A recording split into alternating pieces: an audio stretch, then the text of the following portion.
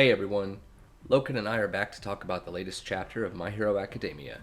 Join the discussion by leaving a comment and let us know what your take would be. Spoiler warning, this video will cover chapter 302 of My Hero Academia. If you enjoy these videos, please help support the channel by leaving a like and subscribing to Texas Smash. Hit the bell icon and turn on all notifications so that you can be sure to catch us every time a new chapter is released. Let's nerd out together.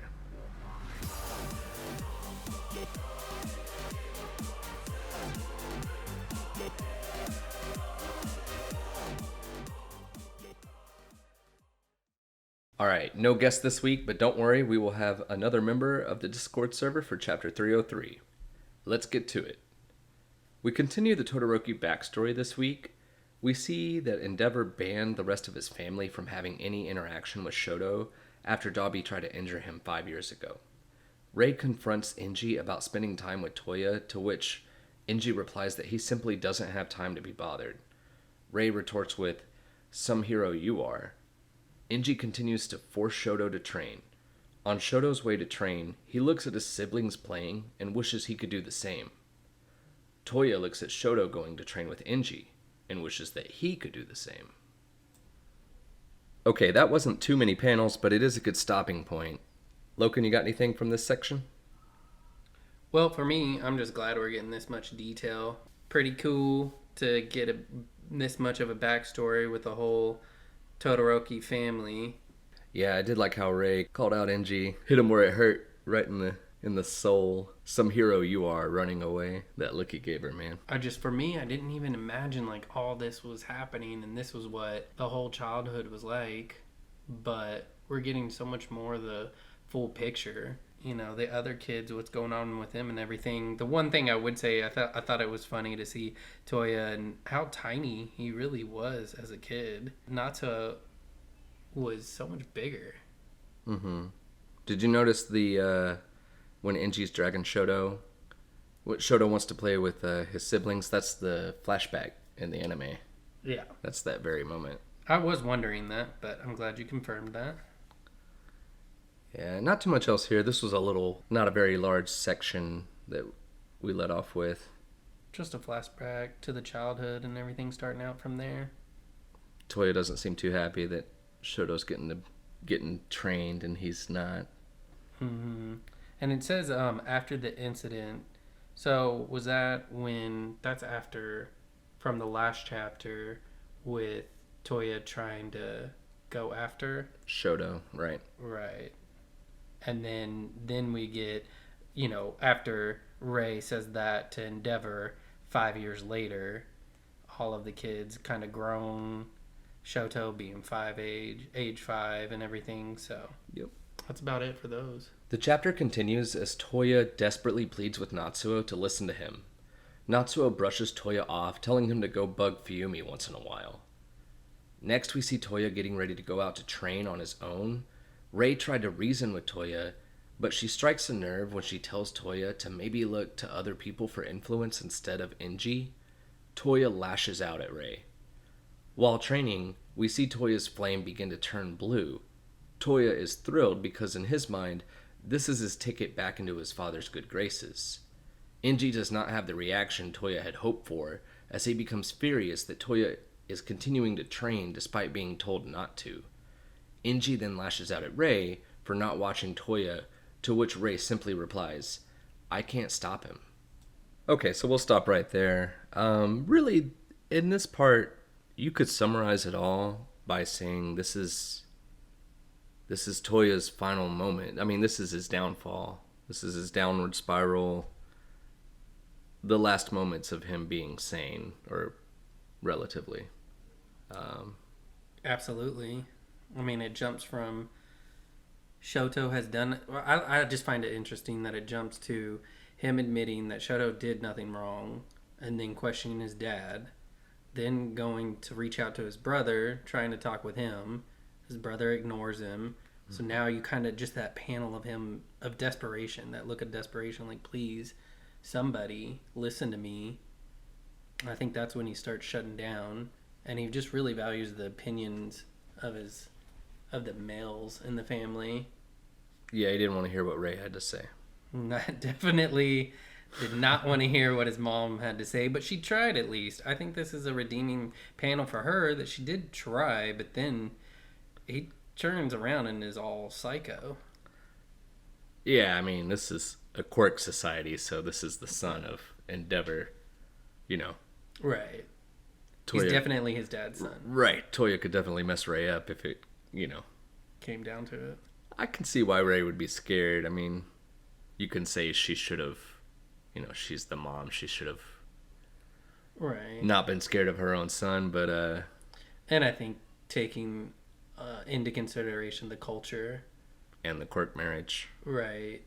Like, Yeah. the women are supposed to be more submissive, but the way he talked to her would just definitely make me pause and then question what the heck is going on. Yep, and then we get the change in the flame color. He hits puberty. Apparently, Dobby used to cry or Toya used to cry all the time. He was like Deku. And yeah, like you said, he's desperate. He's Natsuo, Inji. I guess, man, does he really not like women, or was he just throwing a tantrum? Because he never really tried to reach out to Fuyumi. I didn't see. Right, but he also said he thought that the girls in this That's house right. couldn't understand him or wouldn't. I forgot about that part. You're right. So he did, in a way, kind of shut her out, Right. shut Ray out. Yeah. And, him just, I feel like he more or less didn't really respect her because he said your family was poor, so they sold you away and you had no say in the matter. It's like he doesn't even see her as a strong. He still idolizes Endeavor. But you're right, this is where he starts breaking down. Yeah, that's not even accurate. Ray came from a prestigious family. That's why they hooked up to begin with. So yeah, Toya's just saying anything and everything at this point. And then we all know what happened. Ray can't stop him from going to train, and this scene where Endeavor's freaking out, asking Ray why she didn't stop him. They end up arguing. Mm-hmm. That is the time that he would not be coming back. I mean, for me, I would just note that just the face of Dobby is really changing over time, and as you see in certain panels, he just has this maniacal look to him. If back when he was like, "Come dance with me in hell," like that, you can almost see the same look in this kid's face. And so, for me, I'm really starting to, I get an understanding of why Dobby did go so crazy, but still, I don't find it justified. I just have a better understanding of it now. Yeah, the last thing I would say, and this is a little bit of if you really want to be super critical of Endeavor, when he sees that Toya's training, he lifts up his shirt, and it doesn't look anything close to what it looks like today, but you kind of see little Scorch the marks? burns are starting, Mm-hmm. right? Yep. So the subtlest of clues, but Right. if Endeavor was Sherlock Holmes, he could have Put two and two together. right, or if he would have just went to the mountain, which he never did. Okay, last section. We start to come back to present day as the Todoroki family members all take turns admitting things they could have done better to prevent Dobby from ever being born. Ray praises Shoto for being the largest contributing factor in bringing the family back together. Shoto then reaches out to his broken father and closes the chapter by telling him, "When you're done crying, get up, and we'll stop Toya together." We see Hawks and Genist outside of the room in the final two panels. So one thing about this section that I think a lot of people might miss is you're sad about Toya. It's a horrible situation. But the Todorokis, they almost seem like a family, don't they? In this moment? Whether it's the way Endeavor's been in the recent past, or it's just, the trauma itself bringing them together. Whatever the reason, You haven't seen this for the whole entire series. It looks like the whole entire family's coming together. Finally. After all the time and everything that's happened. Which, how bittersweet. I mean, I'm sure, and Inji is not thinking of how the family is together. He's worried about Dabi. But his family's together. That's what he's been wanting this entire time. Yeah. Just, it's easy to lose sight of that amongst the stress and worry about Dabi. Yeah, and it does. This really just shows to me that they were facing an impossible situation, and you go from the hospital with them in the hospital and just thinking back to that time and that moment that none of them knew really what to do and how to face the situation, how to talk to him or anything, but them still coming together and each one of them kind of taking a little bit of responsibility of their own. Ray did, the brother did. Each of them are like, hey, like the brother, you brought this all on yourself. You're the root of it all, but he then goes to wonder if I had just made myself face Toya and knock some sense in him, maybe Dabi wouldn't have been born. So, right. For me, I've always been anti-Endeavor, as you know. But with this stuff, I really couldn't imagine, because then from there it even flashes back when the whole incident of, I guess this is when Dabi, there was only a jawbone left, that's all they found. Yeah, I zoomed in as far as I could, and I found no clues on the part of the forest when you actually see Dabi burn. I didn't find anything, but I was looking. Yeah. But yeah, you brought up a good point. Think of Natsuo. Just focus on him for a second. Mm-hmm. Out of anybody in the family, he probably, as far as the level of hate, not counting Dabi, as far as the level of hate that someone still holds, I would say he is the most. So yeah, he starts off with, you're the root of it all. But even for him to say but and own up to a little bit, Endeavor's been doing this for a while, but now you see Fuyumi, Natsuo, Everyone really coming together as a family, like you said. Right. So, and as I was just saying that, I don't know what it would be like to lose a child or to think that you lost a child. So, right. What that could do to someone just is, to me, unimaginable. So, and to go off of that, it seems like off of this chapter, quoting it, it's a scan, but after everything, after killing Toya, this is Enji talking, I couldn't let myself take a step back. All I could do was obsess over Shoto. It almost seems like to me that this is when, and then I think even Ray talks about it later, that I can't find it right now, but basically saying that he really went off the deep end at that point and she was scared to approach him. Mm-hmm. So yeah, to your point, I don't imagine many of our listeners have ever lost a child.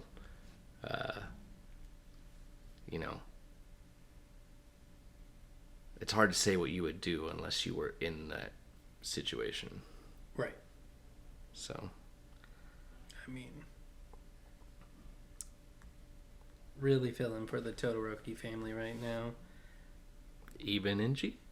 Even Enji. Oh, man. I am. That's a good chapter. If we got Loken feeling sorry for Enji. But yeah, not too much more. We do got to bring up a little bit awkward. Hawks and Genist. What are they doing? It's a pretty personal conversation that they're just kind of eavesdropping. Yeah, just letting themselves right in on. But yeah, not too much left. I like the end scene.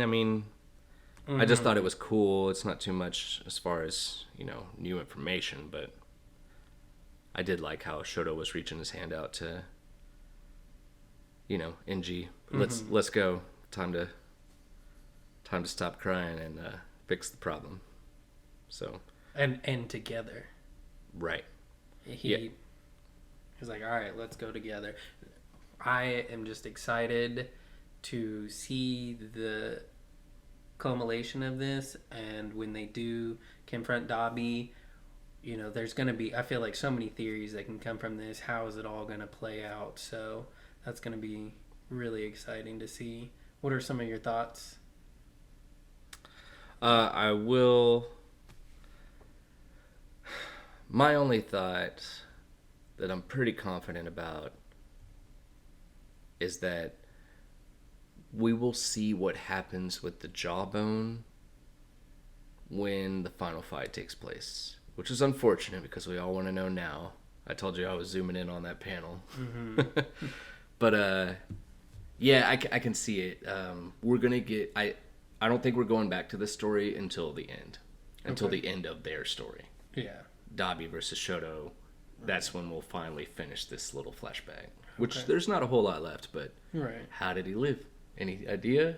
You got a take on that? I it's easy to say, but it has to be All for One in my mind. I was about to say that's where my head went. What else could it be, though? I mean, he showed up, or someone showed up, and you don't think he just survived naturally without any assistance? No, I don't think it was natural. But I mean, and he was only 13 at the time, so I don't think he even had it planned out. Because in the panel, it started. It was an wouldn't accident. Stop. Yeah, right. Like he started burning up, and it wouldn't stop. He couldn't stop it, so I would imagine that All for One showed up and. Yeah. So I do hold Endeavor accountable, believe it or not. Mm-hmm. The big thing here is, even if Toya's not going to be a hero, he has fire. He's going to have fire for his whole life. Teach him how to handle it. You don't have to teach him to be a pro hero. Right. But it's kind of like if a kid had a gun glued in his hand for his whole life, like, you might as well teach him to put the safety on, you know? And Endeavor did not teach Toya to put the safety on, which, I mean, I guess outside of Toya himself was probably the largest contribution.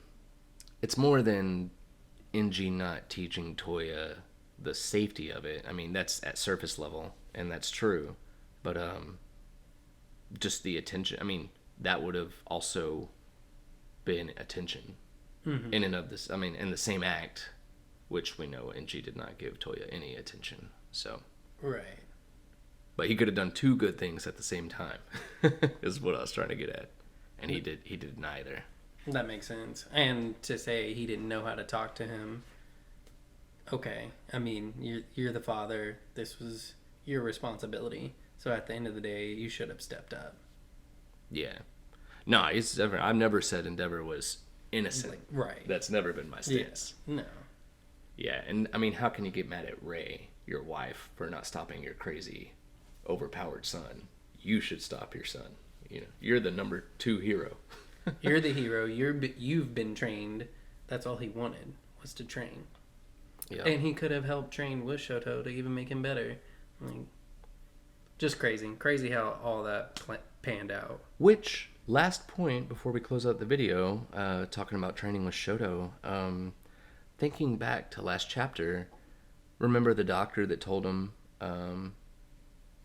about how Toya's got a body that's adapted to cold? Right. And we kind of suspected he looked a little suspicious, like what's his name? The doctor. Right. If the doctor knew about Toya's blue flames, you know, that would connect All for One. Right, that would give them incentive. He would inform him. He's worthwhile. Right. Where if Endeavor would have known that, you're right. I think Shoto and Toya could have been a hell of a tag team brother hero squad, you know? Mm-hmm. Shoto could have cooled him off. Mm-hmm. Yeah, they would have been a great team. Yeah. And NG never saw the potential because NG never looked at him. Right. So, anything else before we close out? For me, I'm just, like I said, I think whenever they meet up, I'm just excited to see that.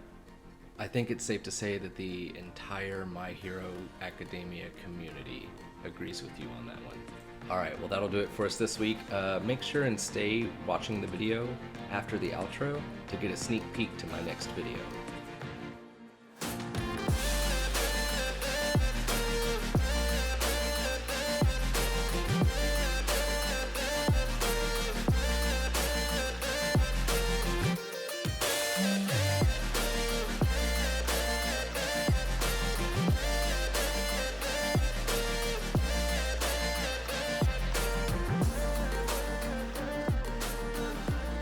One of the coolest things about Endeavor is how varied the opinions are of him, not only in the show, but in real life as well. I'm confident that Chapter 302 will be the last look into the backstory for quite some time, so I made a video to revisit Mr. Todoroki with the information we know today. Now that most of the gaps in the backstory are filled, do you still feel the same way about Endeavor as you did before? Be sure to check out an Endeavor worthwhile for my take, coming however long it takes me to upload it. Back-to-back uploads, audience. See you next week.